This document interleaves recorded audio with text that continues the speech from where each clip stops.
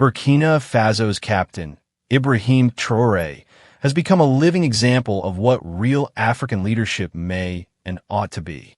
This 36-year-old soldier-turned-statesman has accomplished what Africa's haughty, self-centered elites have been refusing to do for decades. Live modestly, lead with courage, and create a country for its citizens, not its parasites.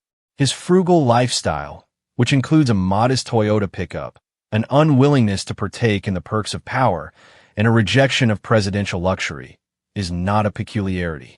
They are a burning arrow pointed at the center of a corrupt continent where unbridled exploitation and greed have long been associated with leadership. While many African leaders plunder billions meant for hospitals, schools, and infrastructure, squandering their nation's wealth on palaces, private jets, and foreign mistresses, Traore's revolutionary governance in Burkina Faso is shaking the foundations of corruption across the continent. His leadership is a stark reminder of the need for a Pan-African awakening that will rock our continent from Cairo to Cape Town, a mirror that Africa's rulers cannot bear to look at, and a template they dare not follow. Let's cut the pretense and tell it as it is. Captain Ibrahim Traore has spit in the face of presidential privilege since he was thrown into power by the righteous rage of the September 2022 coup that deposed the cowardly Paul-Henri Sandaogo Damiba. In contrast to his predecessors, he chose to live on a meager $1,000 monthly salary of a soldier rather than the huge salary of a head of state. Yes, you heard correctly. Traore's money is barely a whisper, a pebble in a sea of stolen treasures on a continent where politicians hoard billions in Swiss vaults and their net worth leaps into the stratosphere on the backs of starving children. No secret accounts in the Caymans, no expansive properties in London, no watches covered with diamonds, and no golden toilets. His integrity is his greatest asset. His humility is his armor. His people's faith is his crown.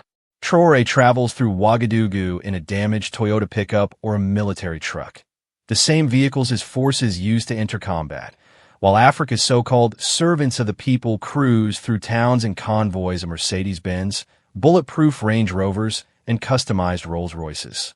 He is not protected from the people he serves by tinted windows.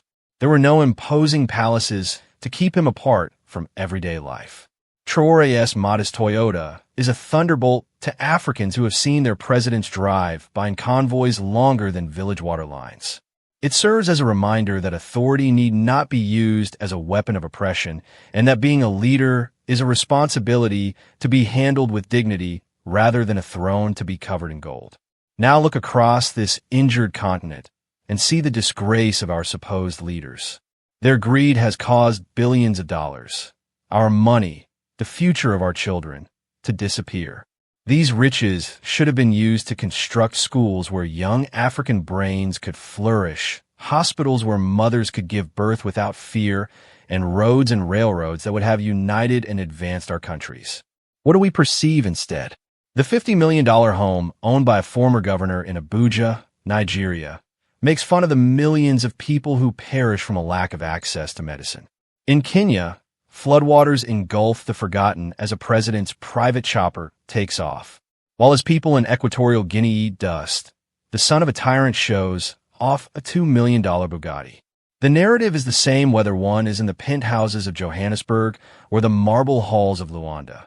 African wealth is stolen and wasted while the poor struggle. However, things are about to change. A call for a new generation of African leaders who put the needs of the people before their own personal interests. Traore's leadership serves as a rallying cry. The days of crooked elites and foreign puppets are coming to an end. We are living in a period when leaders stand alongside their people, not above them. Burkina Faso is demonstrating that Africa is capable of regaining its wealth, dignity, and ability to create a future that is genuinely ours. Will the rest of Africa step up to take on this challenge? Africa's wealth goes to its plunderers rather than its citizens. Brothers and sisters, imagine this. A leader from East Africa with a garage full of Lamborghinis, Porsches, and a Maybach so expensive that the price tag alone could buy 1,000 classrooms. A former oil magnate from West Africa became president, and his private jet fleet, each a flying palace, costs more than the total health budget of his country. While his own people drink from tainted streams, a Central African tyrant celebrates his birthday in Paris with revelries that rival the extravagance of old